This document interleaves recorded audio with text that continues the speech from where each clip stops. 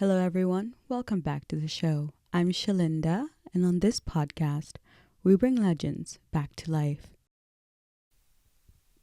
A little bit about Steve's family life. We rarely talk about his family life.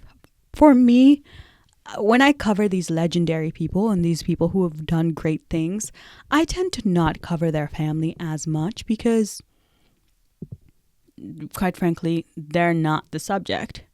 Yet, at the same time, the family things that go on with these legendary people often are not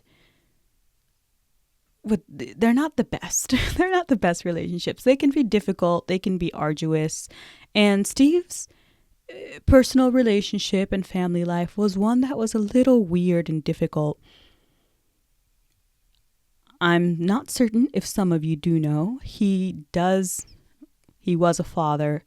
At the time he was alive, he had a child out of wedlock, and it took him a very long time to even acknowledge that the child was his, and really spent a lot of time away and really wasn't a father to that child when even it came to be that he accepted that the child was his.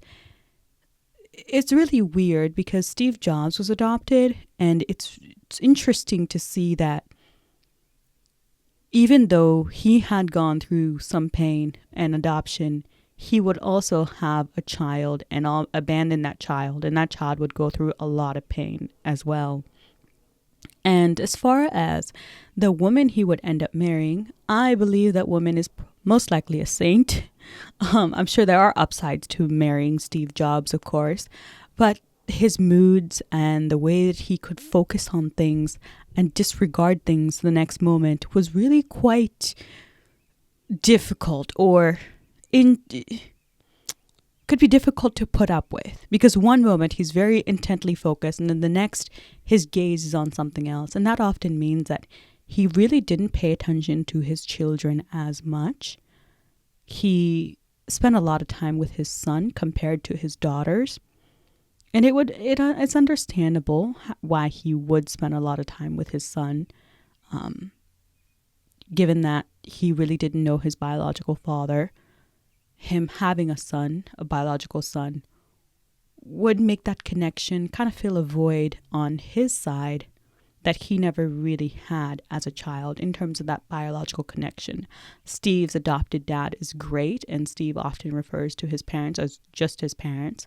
So although it wasn't the case that Steve was so jaded about being adopted, it was just some things probably underneath latent psychology that he really wasn't realized was going on, but he probably ended up hurting people close to him without realizing that he was doing that. When Steve worked at Pixar, or just after he had sold Pixar, he took an office later in Palo Alto, and he was able to spend more time with his family compared to what he would later be doing when he was running two companies or when he was really immersed in Apple. The man did accomplish a lot of things, yet I think his family likely suffered because of the things that he was doing. Because the time that he's spending in making the iPod great, or bringing us the iPhone, or bringing us iTunes, means that that's time that he's not spending with his family. And that is one of the sacrifices that these legends have to make. Everyone has to make sacrifices. Yet, when we view them in history, when we look back, we either think they're great or they're horrible. Yet, the nuances of everything else in the background makes them a little bit more human. And his family aspects, I'm sure we all have our family things. His family aspects is one of those things that we could put on in the not his strong suit category.